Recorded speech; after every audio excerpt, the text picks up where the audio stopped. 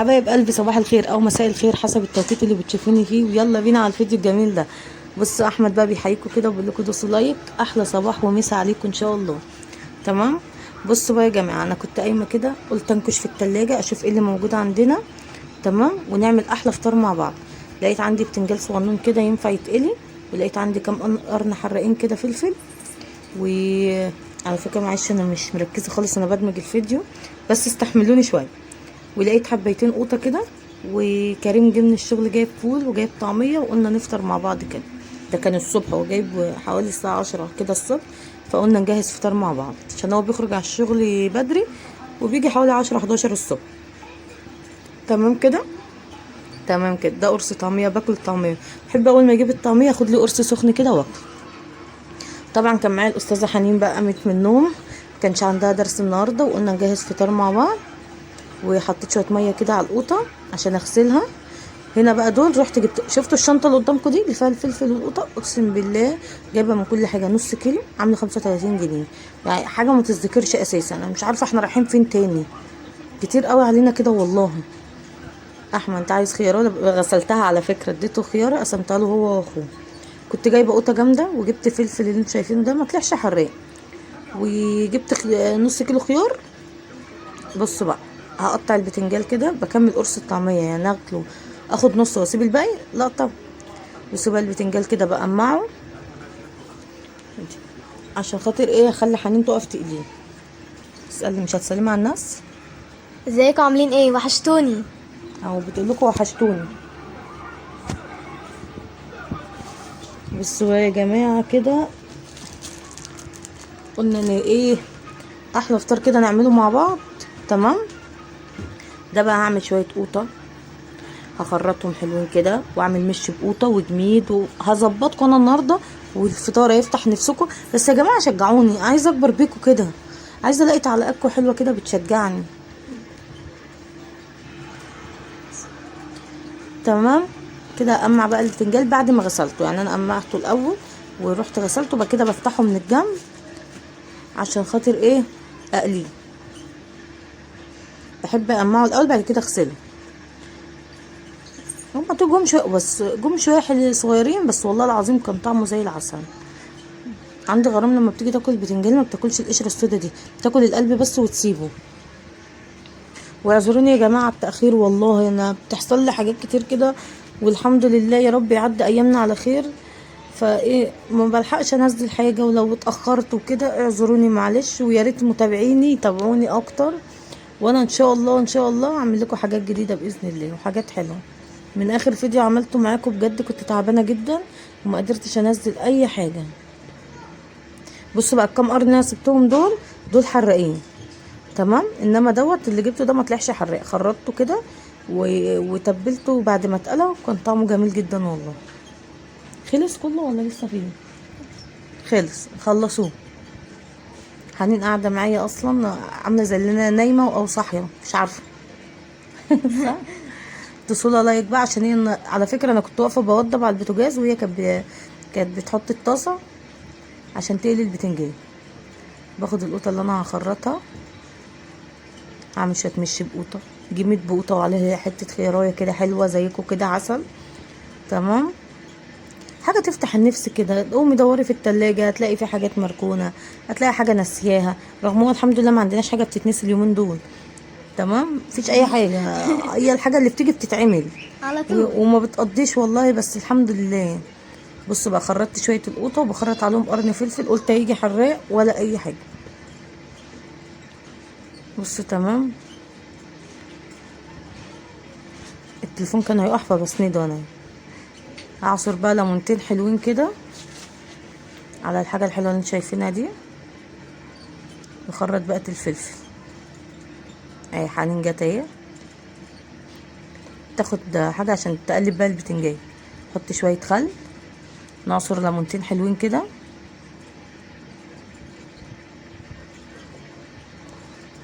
تمام. اخد ليمونتين كبار. هتيجي الاستاذه روما برضو هتساعدني، صح يا غرام؟ صح. كانوا مأنسيني النهارده. واحمد بقى ايه هيجي يبص هيطلع يقعد جنبي، ومحمد بص عايز يطلع يقعد جنبي على الرخامه الصغيره ديت، ده مكانه المفضل اصلا. من بدايه ما بدات القناه كان محمد هو اللي بيجي يقعد جنبي كده. اهو بص. يا لا على البوسه الجميله، عشان خاطر البوسه دي دوسوا لايك بقى. بص بقى عصرت ليمونتين كبار عشان هعمل الدقه دي للبتنجان والفلفل. لما تحطي ليمون وخل كل ما تحطي ملح. احمد كان بيتشقلب، كان عايز كوبايه عشان عايز يشرب. بس الجو حر بقى وهو كان ملط. بص اهو دوسوا لايك، بيشرب برضه دوسوا لايك. كوبايته المفضله دي مبيرضاش يشرب منها. لو حد شرب يقولك لا اغسلها لي عشان اشرب منها. بص بفضي بقى ملح. شوفوا رغم الملح اللي فضيته ده، الدقه دي كانت عايزه ملح تاني. يعني لما تحطي خل وليمون تبصي للخلطه بتاعتك عايزه حياء. بس بجد الاكله كانت جميله. كانت جميله. ما انا قلت لهم اللي انت كلت البتنجان رميت القشر وكلت القلب بتاع البتنجان. ردي الباب بسرعه. جت عاصفه هوا مره واحده كده، بقول لهم ردوا الباب. تمام كده بقى يا جماعه. خرجت شويه قوطه تاني كده. هعمل بقى القوطه دي للفل الجميد. شاطره غرام مركزه للجميد وللمش. والله انا مش مركزه خالص والله. تعبانه مش قادره بجد.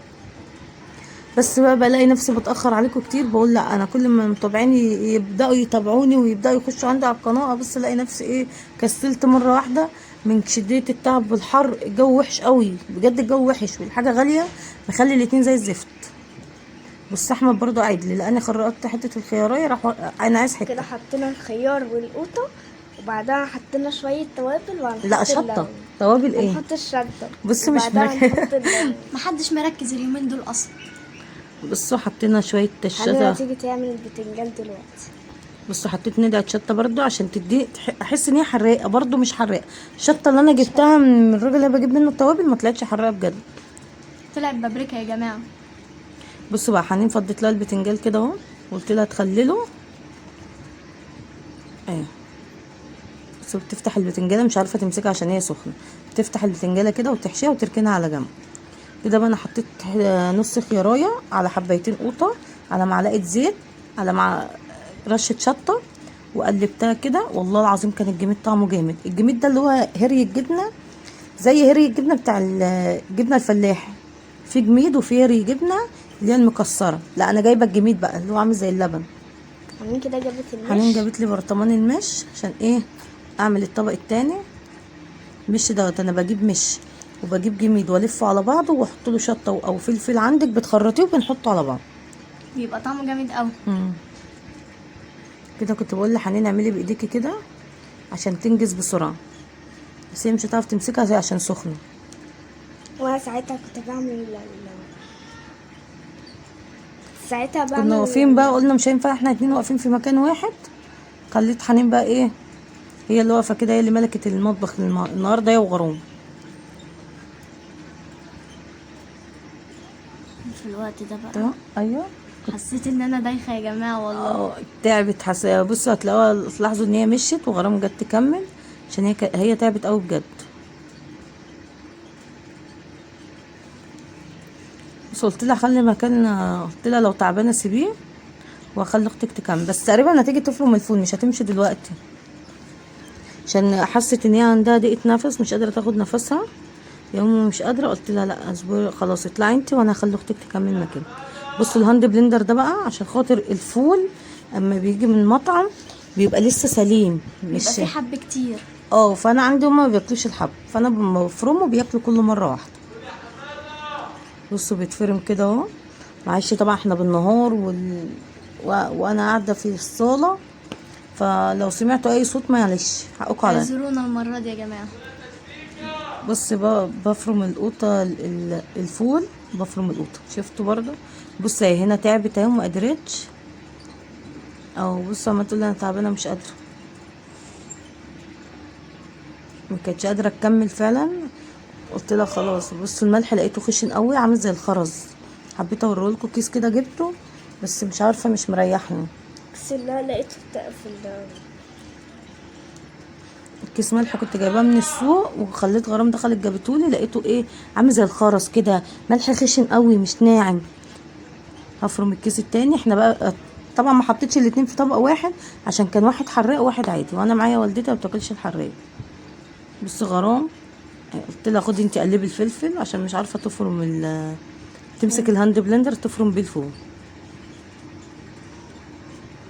بص انا بحب اعمل كل حاجه بايديا على فكره، وما تخافوش طالما ايدك نظيفه وعارفه انت بتعملي ايه اتعاملي عادي، مش اللي انت تقرفي وتعملي بالمعلقه، طالما ايدك نظيفه. والبساط احمدي يعني.